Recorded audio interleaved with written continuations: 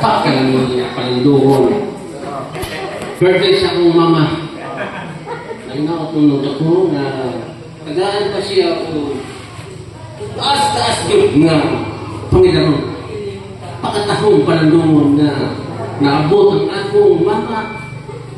Nag-edad ko 88. 82. Akong papa? 81 na taon. 82. Nawala na siya. Pakasakit palanduhon. Nawala na ang akong papa. Ang mga palangga nun, mga muwalan ng palanggang ginikanan. Hinahan. Akong mama, pinakamahal ng mama, Nining, kaya lisod kayo. Bawat ang tao, ginikanan. No? Ma, happy birthday and happy new year. I love you.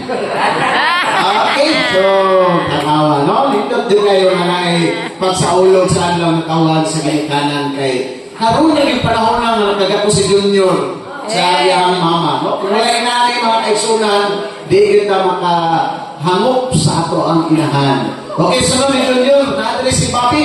Pap! Ay na, Pap! Ay na, kasulti si Papi. Pap, ay na!